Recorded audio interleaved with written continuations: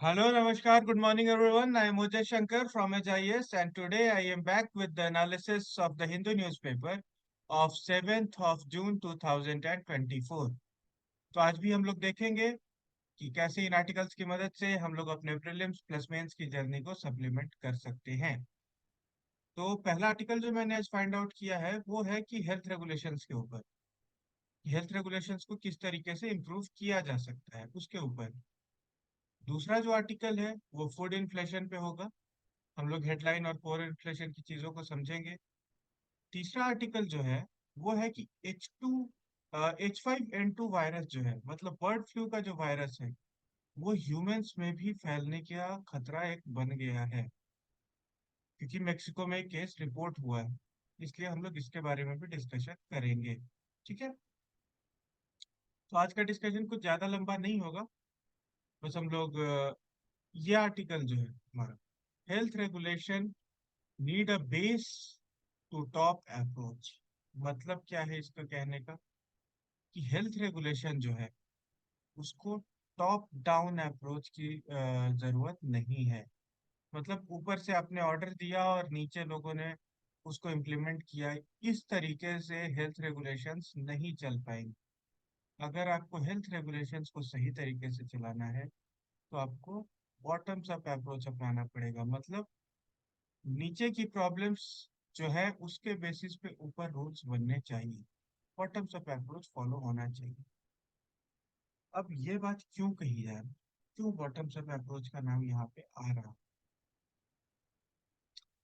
क्योंकि देखिए अभी हम लोग जो डे बाय डे देखते भी होंगे चीजों को कि भाई हम लोग हॉस्पिटल जब भी जाते हैं, अगर आप किसी मेट्रो सिटी में रहते हो खासकर, आप हॉस्पिटल जाओगे, किसी भी बड़े हॉस्पिटल में जाओ, फोर्ट में जाओ, मैक्स में जाओ, कोई भी बड़ा हॉस्पिटल होगा, गंगाराम में जाओ, किसी में भी जाओगे तो वहां पे बहुत सारे प्रोटोकॉल्स को फॉलो करते हैं डॉक्टर्स, ये आपको देखने को मिलेगा।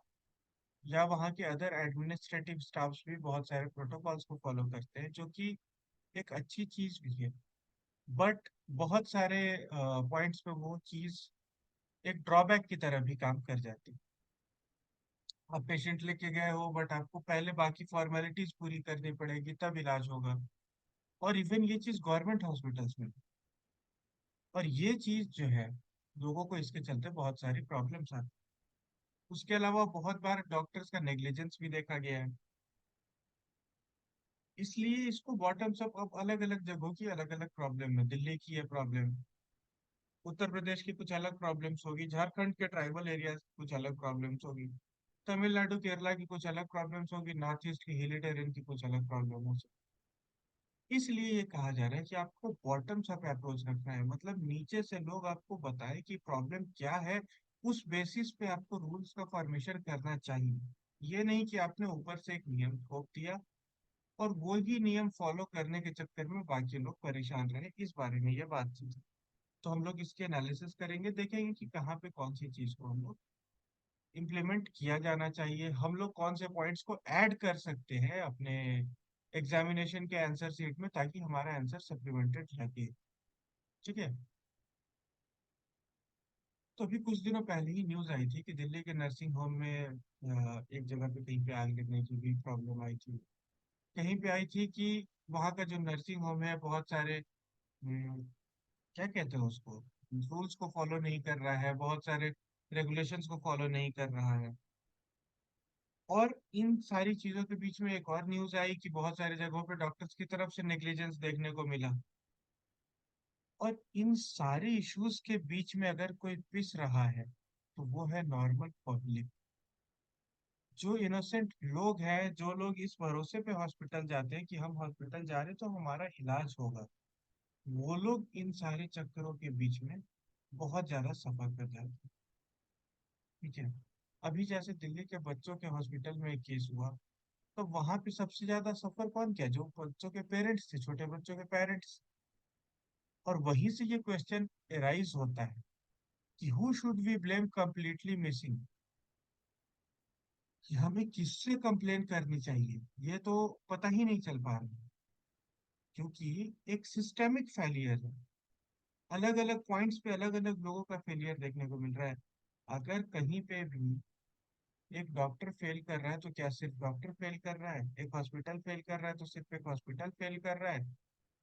वहां पे एडमिन स्टाफ है, सपोर्ट स्टाफ है, नर्सेज है, रेगुलेशंस है, वहाँ हेल्थ इंस्पेक्शंस होते होंगे, वो इंस्पेक्टर्स है, पेरेंट्स है, बच्चे हैं, जो पेशेंट है वो सब है। तो भाई सफर इतने सारे लोग कर रहे हैं एक इंसान के साथ।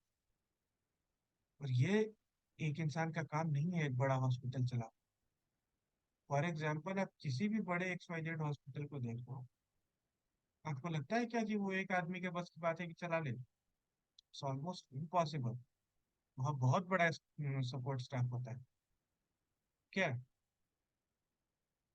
लेकिन अगर अभी के सेंस में देखा जाए तो ये जो चीज है डॉक्टर्स की, हॉस्पिटल्स की, और उसके बीच में जो सारे स्टेक होल्डर्स हैं, इन लोगों के बीच का जो एक कड़ी है, वो अभी के टाइम पे वीकेस्ट पॉइंट है इंडिया के हेल्थ केयर सिस्टम। क्यों? क्योंकि यहाँ पे इतना ज्यादा रेगुलेशन है, इतने इतना ज्यादा रेगुलेशन का झोल जंजाल है कि मतलब इसमें लोग फंस के रह जाते हैं, डॉक्टर्स, हॉस्पिटल्स, एडमिनिस्ट्रेटर्स फंस के रह जाते हैं। क्योंकि कुछ स्टेट्स भारत में ऐसे हैं जहाँ पे 50 से ज्यादा अप्रूवल लेने की जरूरत है। More than 50 approvals are required for an hospital. More than 50 are required for a hospital. आप सोच रहे हो? अब ये 50 अप्रूवल्स लेने के चक्कर में अगर 10-10 दिन का समय भी लग जाए ना, तो 500 दिन, ऑलमोस्ट 1.5 साल, पौने 2 साल का समय सिर्फ और सिर्फ अप्रूवल लेने में ही लग जाएगा एक हॉस्पिटल अगर आपको खोलना है। और स्टिल हम लोग ये कहते हैं कि प्राइवेट सेक्टर्स पे रेगुलेशन होना चाहिए, और ज्यादा रेगुलेशन होना चाहिए, ये लोग अपनी मनमानी चलाते हैं। अब भाई 50 रेगुलेशन भी कर रहे हैं, मनमानी भी चला रहे हैं, दोनों बातें अपनी जगह पे सही। ये आर्टिकल तो एक तरीके से प्राइवेट प्लेयर्स के बायस पे लिखा हुआ है, ठीक है। बट क्या आपको नहीं लगता है कि प्राइवेट हेल्थ केयर सिस्टम जो है वो बहुत सारी जगहों पे एक्सेसिव फी चार्ज करता है? बहुत सारी जगहों पे लोगों की बीमारी जितनी होती है उससे कहीं ज्यादा इंक्रीज करके उसको प्रोजेक्ट करता है। बहुत सारी जगहों पे हम लोग देखते हैं कि ये प्राइवेट प्लेयर्स जो है या प्राइवेट हॉस्पिटल्स जो है, ये जांच ज्यादा कर रहे हैं इलाज के नाम पे, मतलब बहुत दिन तक हॉस्पिटलाइज रखना, और बहुत सारी अलग अलग तरह की चीजें हैं जो हम और आप जानते हैं, मैं यहाँ से क्या ही बोलूं। ठीक है। तो इन सारी चीजों पे भी तो रेगुलेशन की जरूरत है ही। बट ये 50 रेगुलेशन को वो भी कैसे पूरा करें? ये दोनों एक पैराडॉक्सिकल सिचुएशन है कि इधर जाओगे तो इधर से मिस होगा, उधर जाओगे तो इधर से कुछ चीजें मिस होंगी। ठीक है। और ये अनरियलिस्टिक हेल्थ केयर स्टैंडर्ड्स को हम लोग फॉलो करना चाहिए। जो हमारे हेल्थ केयर के स्टैंडर्ड्स है वो रियलिस्टिक है ही नहीं, वो ऐसे स्टैंडर्ड्स है कि मतलब हवा में तीर मारने वाली बात है। कि आप करना कुछ और चाह रहे हो, लेकिन अब जिस तरीके का आपने आइडियल सिचुएशन क्रिएट किया है वो फॉलो कर पाना लोगों के लिए पॉसिबल ही नहीं है। जैसे कि clinical establishment registration and regulation act 2010, ये 14 साल पहले, मतलब 2024 चल रहा है, 2010 में इनैक्ट हुआ था, बट अभी तक स्टेट्स ने इसको अडॉप्ट नहीं किया है। और क्यों नहीं अडॉप्ट किया है? क्योंकि इसमें इतने सारे प्रोटोकॉल्स है, इतने सारे रेगुलेशंस है जिनको फॉलो स्टेट के हॉस्पिटल नहीं कर पाए। उसके चलते स्टेट गवर्नमेंट और प्राइवेट हॉस्पिटल्स के बीच में क्लैश का सिचुएशन क्रिएट हो गया, इसलिए वो लोग नहीं कर रहे। फिर इंडियन पब्लिक हेल्थ स्टैंडर्ड्स है, ये गवर्नमेंट ने ड्राफ्ट किया था, 2007 में इसको पहली बार रिलीज किया, और उस समय से अभी तक 2 बार अमेंडमेंट आ गया। ठीक है। और अभी तक only 15% government primary health care hospitals जो है, गवर्नमेंट के जो PHCs है, प्राइमरी हेल्थ केयर सेंटर्स हैं, सिर्फ उसमें से 15 से 18% ने ही इसको फॉलो किया। कि जो गवर्नमेंट का पब्लिक हेल्थ स्टैंडर्ड है उसको गवर्नमेंट के ही PHCs में अभी तक फॉलो नहीं किया गया 100%। 17 सालों में, in 17 years it has not been followed in any government PHC। तो आप सोचो इसकी क्या स्थिति होगी। क्या गवर्नमेंट जानबूझ के ऐसा कर रही है कि नहीं फॉलो कर पा रही है? नो। गवर्नमेंट मजबूर है, गवर्नमेंट कुछ नहीं कर सकती है। इतने सारे रेगुलेशंस को फॉलो कर पाना पॉसिबल नहीं है, गवर्नमेंट को भी ये बात पता है। बट एक आइडियलिस्टिक सिचुएशन क्रिएट तो करनी पड़ती है। बस यहाँ पे वही हो रहा है, कोरम पूरा किया जा रहा है, which is not good for Indian health care system. ठीक है, because India is a mixed kind of health care system. मतलब हमारे यहाँ प्राइवेट हॉस्पिटल्स भी हैं और गवर्नमेंट हॉस्पिटल्स भी हैं। ऐसा नहीं है कि हमारे यहाँ पे सिर्फ एक ही प्राइवेट काइंड ऑफ हॉस्पिटल्स है या एक ही गवर्नमेंट काइंड ऑफ हॉस्पिटल्स है। हमारे यहाँ पे दोनों चीज़ है। और अगर हमारे यहाँ पे दोनों चीज़ें हैं तो हमें दोनों को साथ में लेके चलना। एक तरफ हम लोग कहते हैं कि भाई प्राइवेट हॉस्पिटल में चलो, वहाँ पे फैसिलिटी अच्छी है। दूसरी तरफ हम लोग कहते हैं कि प्राइवेट में पैसे ज़्यादा लगते हैं। एक तरफ हम लोग कहते हैं कि एम्स में बहुत अच्छा इलाज होता है। अब सारे लोग एम्स की दिल्ली में आ जाओगे तो भाई भीड़ तो यहाँ पे बढ़ जाएगी। पूरे इंडिया का इलाज सिर्फ एम्स तो नहीं कर सकता है। जो छोटे छोटे शहरों के हॉस्पिटल्स हैं, जो अलग अलग शहरों के सदर हॉस्पिटल्स हैं, प्राइमरी हेल्थ केयर सेंटर्स है, वहाँ पे तो प्राइमरी फैसिलिटीज पहुँचनी चाहिए। उनका रेगुलेशन प्रॉपर वे में होना चाहिए। जो प्राइवेट डॉक्टर है, उनकी क्लिनिक्स है, उनको प्रॉपरली रेगुलेट होना चाहिए। वो लोग तरीके से काम करें, इसको भी तो देखना जरूरी है। ठीक है, तो यही बाइनरी परसेप्शन बना हुआ है कि प्राइवेट हॉस्पिटल में मतलब इलाज ठीक रहेगा, गवर्नमेंट हॉस्पिटल सस्ता रहेगा। और इन सारी चीजों के बीच में पिसती है हमारी प्यारी जनता, हमारे आपके जैसे लोग, कॉमन पीपल।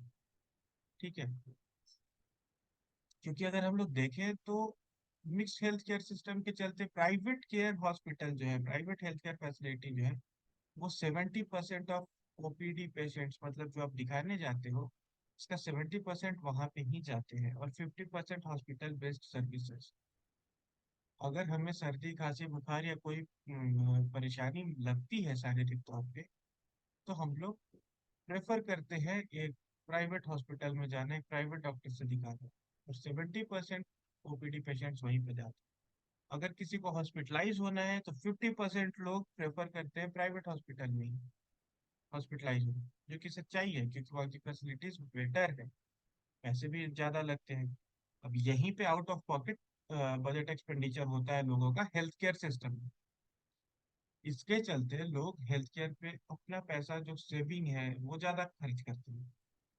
अब इससे क्या होगा कि जो पुअर है, गरीब है, जो पॉवर्टी लाइन से जस्ट एबव उठा ही है, अब अगर उस पर्सन को ये खर्च करना पड़े तो वो तो वापस से पॉवर्टी लाइन में चला जाएगा। यही यहाँ पे इशू है, यही चीज को एड्रेस करने की जरूरत है। In some states like Maharashtra or Kerala, the health indicators are better, not because the states have outstanding government facilities, but because facilities and clinic in private sector are fulfilling the gap. जैसे केरला महाराष्ट्र में ऐसा नहीं है कि government hospitals बहुत बेहतर, as per the article. यहाँ पे प्राइवेट हॉस्पिटल्स ने गैप को फुलफिल करके रखा है। ठीक है, और बहुत सारी जगहों पे देखोगे तो प्राइवेट हॉस्पिटल जो है वो लूटने पे भी लगे हुए हैं। दोनों चीजें हैं। ये कोई ब्लैक एंड व्हाइट में आप नहीं कह सकते कि सारे प्राइवेट अच्छे हैं, सारे गवर्नमेंट अच्छे हैं। मतलब दोनों तरह की चीजें हर जगह पे है, और यही एक बैलेंस बनाने की जरूरत है। इसी का एक कोऑर्डिनेशन बनाने की जरूरत है। अब फॉर एग्जांपल यहाँ पे दिया है दिल्ली। ये जो है यहाँ पे यूनियन टेरिटरी है, और गवर्नमेंट भी है, दिल्ली गवर्नमेंट। यहाँ पे अभी रिसेंटली एक केस क्या मिला, कुछ दिनों पहले न्यूज पे आया था, बहुत लोगों ने देखा भी होगा शायद, कि हॉस्पिटल ने कहा कि जो बच्चे कुछ वहाँ पे न्यू बॉर्न इन्फेंट्स हुए, हॉस्पिटल ने कहा कि ये डेड है, जबकि वो जिंदा थे, दे वर अलाइव।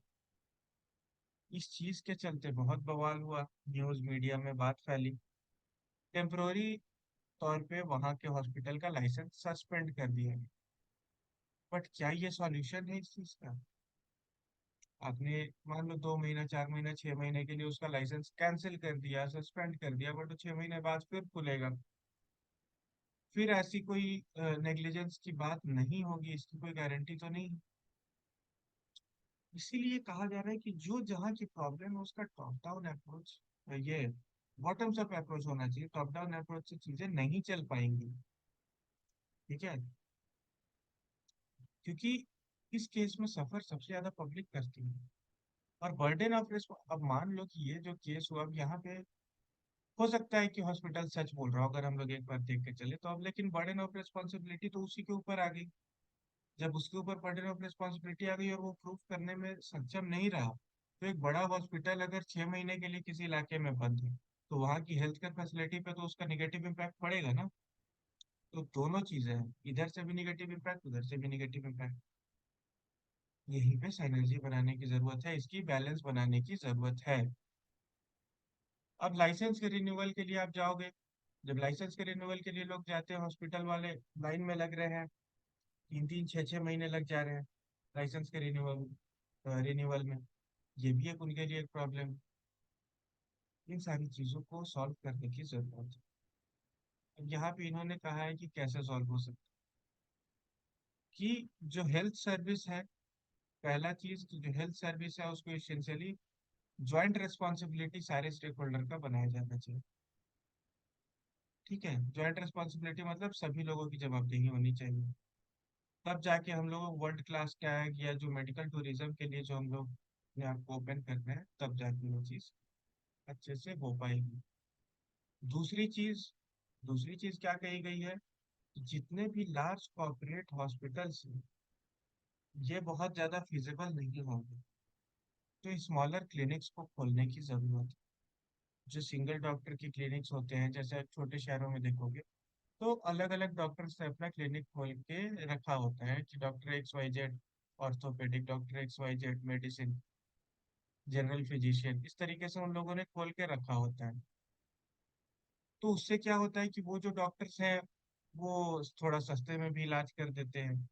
उनका एक पर्सनल टच भी बनता है लोगों के साथ, तो वो लोग उस तरीके से कॉमर्शियली चीज़ों को हर समय हैंडल नहीं करते हैं। बट अब इसका भी एक ड्रॉबैक है। इसका ये ड्रॉबैक है कि फिर आप उनका रेगुलेशन कैसे करोगे, वो कैसा इलाज कर रहे हैं नहीं कर रहे हैं, ऑपरेशन अगर कर रहे हैं उसका प्रॉपर सारी चीज़ों का ख्याल रखा जा रहा है नहीं रखा जा रहा है, उसका रेगुलेशन का फिर एक अलग सिस्टम बनाना पड़ेगा, जो कि बना भी है, ऐसा भी नहीं है कि नहीं बनी हुई है चीज़, जो कि है। अब उनको प्रॉपरली इम्प्लीमेंट करवाना पड़ेगा। ठीक है। तीसरी चीज, third representative of doctors association and types of facility for which regulation are being formed as well as community members should be involved। Doctor association को लाना पड़ेगा, उन लोगों को भी बीच में रखना पड़ेगा, सिर्फ डॉक्टर एसोसिएशन को, नर्स एसोसिएशन को भी लाओ, नर्स एसोसिएशन को भी लाओ इसमें, दोनों लोगों को लाओ। जितने ज्यादा लोग यहाँ पे इन्वॉल्व रहेंगे, उतना ज्यादा इफेक्टिव काम हो पाएगा।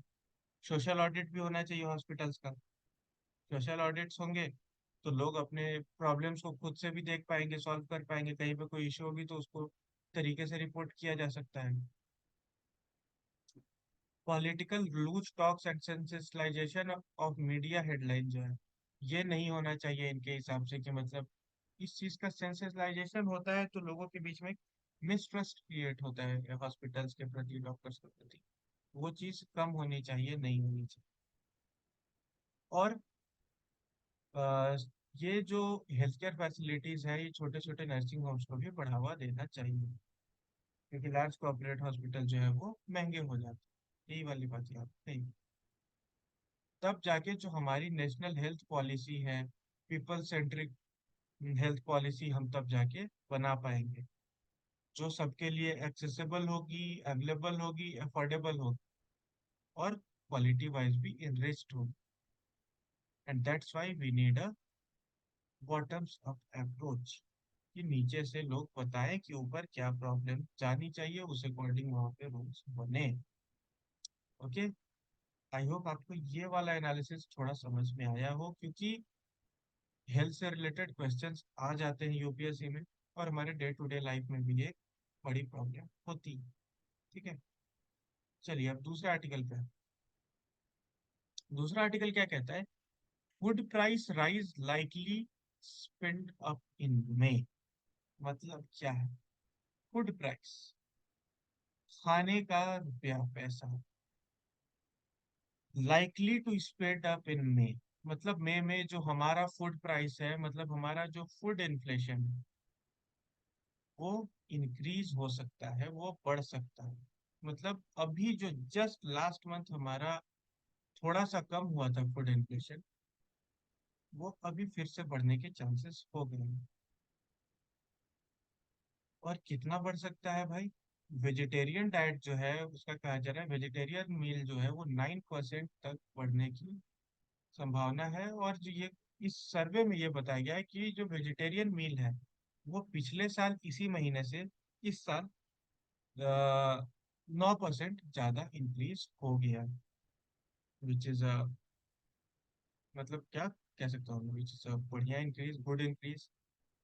गुड ये पॉजिटिव सेंस में नहीं है, या है भी, दोनों चीजें हैं, क्योंकि एक लिमिट में अगर इन्फ्लेशन बढ़ता है तो उससे डेवलपमेंट भी बढ़ती है, बट उससे लोगों के बजट पे भी असर पड़ता है अगर उनकी कमाई नहीं बढ़ रही है तो। इसलिए इस कंडीशन में इसका बढ़ना इज नॉट गुड। इसका बढ़ना इस कंडीशन में ये हमारे समाज के लिए, हमारे सोसाइटी के लिए अच्छा नहीं, क्योंकि लोगों की इनकम उस रेशियो में उतनी ज्यादा नहीं बढ़ पाई। और क्या है इस आर्टिकल में, और कौन सी बात कही जा रही है? अभी मैं आपको एक से रिलेटेड कंसेप्ट बताऊंगा, फिर आपको क्योंकि जहाँ से क्वेश्चन आता है वही चीज मैं आपको बताने जा रहा हूँ। बट अभी बस एक बार आर्टिकल को देख ले कि फूड इन्फ्लेशन में जो है ये सीपीआई के थ्रू मेजर होता है, कंज्यूमर प्राइस इंडेक्स। अब सबसे पहले यहाँ पे इस पे हम लोग डिस्कस करें। यहाँ पे बहुत सारा डेटा और ये सारी चीजें दी हुई हैं जो किसी काम की नहीं है हमारे यूपीएससी एग्जाम के लिए, तो इसको आप टोटली स्किप कर सकते हो। समझने की जरूरत है सीपीआई। सीपीआई क्या है? Consumer price index.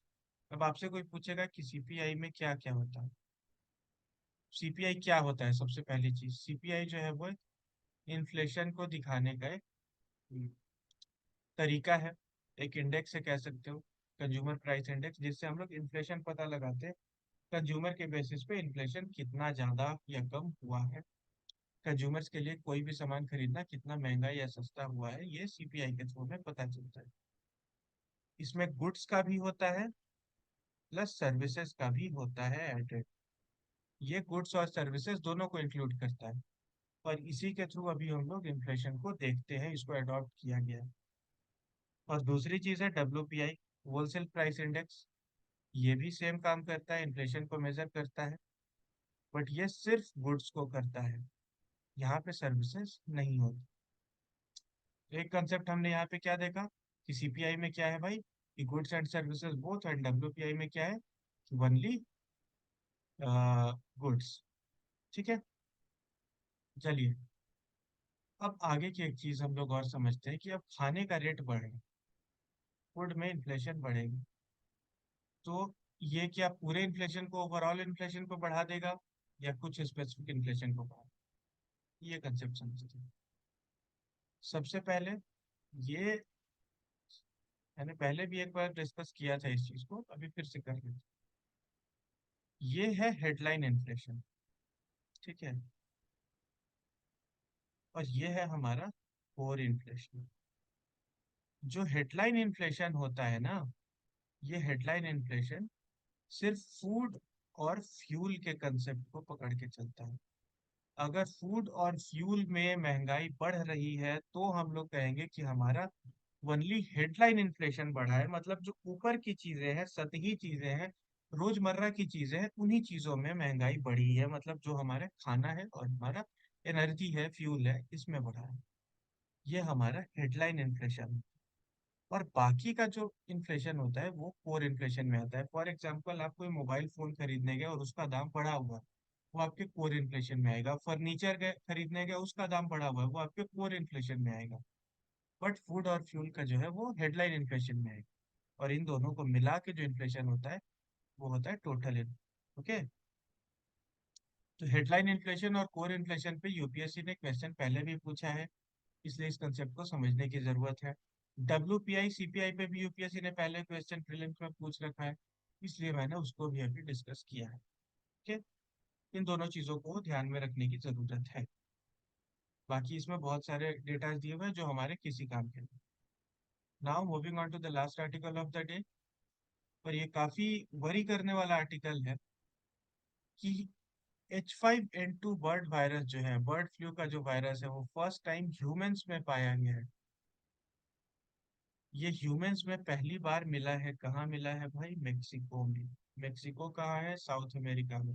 South America में, सॉरी, अमेरिकाज में, नॉर्थ अमेरिका में। कहाँ है? नॉर्थ अमेरिका में। नॉर्थ अमेरिका में कहाँ? South of USA. यूएसए के साउदर्न पार्ट पे, ये जो यूएसए का साउदर्न पार्ट है, इसके नीचे यहाँ पे मेक्सिको की बाउंड्री लगती है, और यहाँ पे यूएसए है। आप मैप देखेंगे तो आपको नजर आ जाएगा। ठीक है, यही है आपका मेक्सिको। वर्ल्ड हेल्थ ऑर्गेनाइजेशन ने कहा कि पहली बार मेक्सिको में ह्यूमन केस मिला है H5N2 वायरस। 23 मई को वहाँ की मेक्सिकन हेल्थ अथॉरिटी ने ये चीज वर्ल्ड हेल्थ ऑर्गेनाइजेशन को रिपोर्ट की कि हमारे यहाँ पे एक 24 अप्रैल को पेशेंट आया था। उसको fever, shortness of breath, diarrhoea जैसी चीजें हुई, और उसका कोई हिस्ट्री नहीं थी कि उसने कोई पोल्ट्री खाई हो।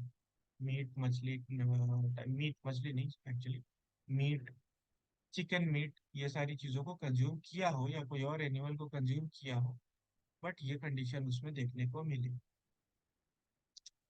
और उसके बाद वर्ल्ड हेल्थ ऑर्गेनाइजेशन ने फर्स्ट टाइम कहा कि this is the first laboratory confirmed human case of infection in a influenza.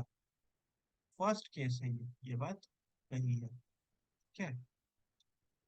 अब ये जो है एक वरी करने वाली भी चीज है एज ए ह्यूमन, क्योंकि एक नई बीमारी ह्यूमंस में देखने को मिली है पहली बार। और दूसरी चीज, अगर अब क्वेश्चन में आता है कि क्या H5N2 बर्ड वायरस ह्यूमंस में इंड्यूस हो सकता है, तो जी हाँ, बिल्कुल हो सकता है। क्योंकि अब आर्टिकल आ गया है, वर्ल्ड हेल्थ ऑर्गेनाइजेशन ने कह दी है, बात कह दी है मतलब आ सकता है। तो हमारे लिए ये चीज अब एक पॉइंट बन गई, जो इसको ध्यान पे रखने की जरूरत है कि बर्ड फ्लू वाली जो चीज है, H5N2 वाली, वो अब ह्यूमंस में भी हो सकती है। ठीक है, बट अभी तक the link between the human case and the poultry infection impossible लग रहा था। लेकिन अब जब हो गया है तो हम लोगों को इससे भी सावधान रहना पड़ेगा। बट इसके होने का रिस्क बहुत लो है। ऐसा नहीं है कि नॉर्मली लोगों को हो जाएगा। बट हाँ, यूपीएससी का जब क्वेश्चन पूछेगा अगर इस चीज पे, तो वो नॉर्मली नहीं पूछता। अगर एक केस दुनिया में हुआ है तो आपको कहना है कि हाँ भाई हो सकता है। ठीक है, तो यही था आज का हमारा डिस्कशन। आई होप आपको ये डिस्कशन अच्छा लगा हो। आप अपने फीडबैक्स कमेंट सेक्शन में दे सकते हैं। कल के न्यूज़पेपर के डिस्कशन को लेकर फिर आपसे मिलूंगा। तब तक के लिए have a great day. Signing out, Ojas Shankar.